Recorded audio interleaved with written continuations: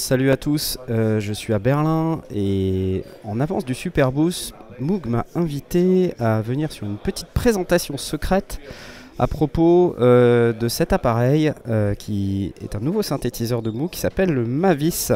Alors le Mavis, c'est un tout petit synthétiseur, là je sais pas si vous voyez, c'est vraiment minuscule, hein. C'est beaucoup plus petit qu'un Mother 32 ou qu'un Subharmonicon ou un DFAM. Je vais essayer de dézoomer un petit peu pour que vous puissiez voir par exemple à côté là, vous voyez il y a un keystep, voilà, donc c'est vraiment petit, hein, voilà.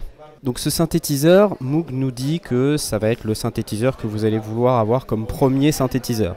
Il vient avec son propre case, voilà, donc c'est tout petit, hein. Il vient avec des petits câbles là, vous voyez, petits câbles verts, il y en a 5-6, ouais 5. Et ce qu'on peut voir, c'est que donc il y a un oscillateur avec réglage de pitch. L'oscillateur va de triangle à carré. On peut régler la largeur d'impulsion. Vous avez un filtre traditionnel ladder, cut-off résonance, un réglage de volume.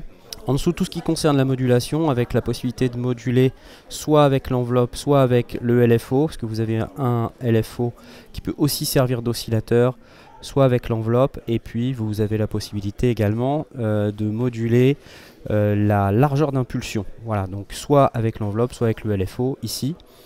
Pareil avec le filtre, donc vous choisissez entre enveloppe et LFO, et puis ici vous dosez la quantité. Il y a un mode drone, hein, ici soit on utilise l'enveloppe, soit on appuie ici, et ça fait un drone. Les réglages du LFO, qui a deux formes d'ondes possibles, triangle ou carré. Et puis l'enveloppe, attack, decay, sustain, release, classique ADSR. Un petit clavier avec lequel, quand vous allez être complètement à gauche sur Keyboard Scale ici, on va être en tracking 1 volt par octave et un réglage de glide. Des trucs intéressants, c'est qu'on a ce bouton Fold ici, qui va être un truc très spécial de ce Mavis, vous allez voir. Ce réglage là, One Level et un atténuator, qui va nous permettre de faire des trucs avec le patchback qui est sur le côté, qui comprend plein d'options spécifiques pour moduler.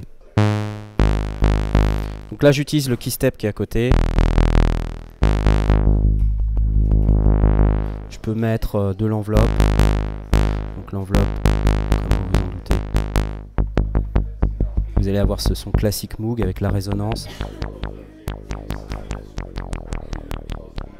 Ok, cool.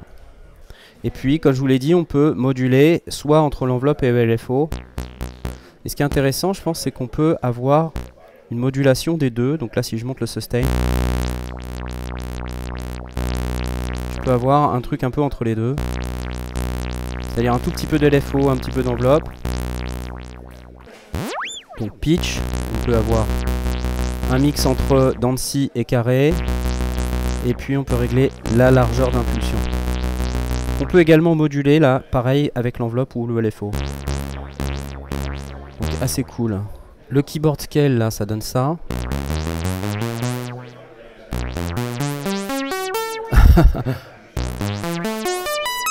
Cool. Et puis vous avez un réglage de glide sur le bord là. Avant que vous me demandiez, non, il n'y a pas de séquenceur, il y a juste un clavier qui ressemble à celui du Mother 32. Et donc là sur le côté on va avoir un patchback qui est très intéressant et grâce auquel ça bouge un peu au niveau de la vidéo, hein, vous m'excusez, c'est parce que je suis sur un pied qui est pas très stable, et grâce auquel on va pouvoir commencer à patcher le fold qui est ici. Donc je vais vous montrer, le fold n'est pas dans le cheminement du signal par défaut, mais on peut le mettre si on veut en patchant le VCO directement dans le fold in qui est là. Et ça, ça va nous permettre d'insérer le wave folder à l'intérieur du cheminement du signal jusqu'au filtre. C'est-à-dire que quand on fait cette manip-là, on insère le fold qui est là sur le côté. Et donc là, quand je vais faire ça, on va introduire des sonorités qu'on n'a pas l'habitude d'entendre chez Moog en fait, hein. Je vais enlever tout ce qui est modulation là pour le moment. Ah oui, c'est une modulation négative, pardon. Et là je peux passer...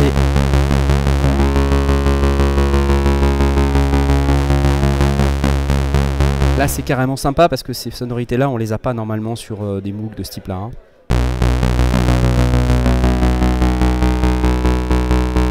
À ce stade, j'ai pas trop le temps d'explorer beaucoup plus. Je vais voir avec Moog si je peux avoir un exemplaire pour faire une vidéo plus complète, notamment pour explorer tout ce qui est option de patch bay, One et OnePlus2, que j'ai pas vraiment tout compris.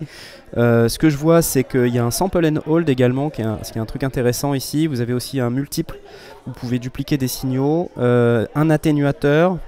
Et vous avez des entrées-sorties pour à peu près tout ça. Donc je pense que ce qui va être intéressant là, c'est si je prends le sample and hold et que je mets ça par exemple dans cutoff. J'imagine qu'à un moment donné, je vais pouvoir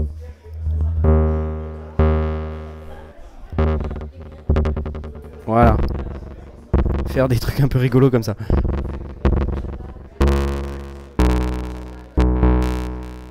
Et j'imagine que le sample and hold est asservi au LFO, donc voilà, j'explore. Hein.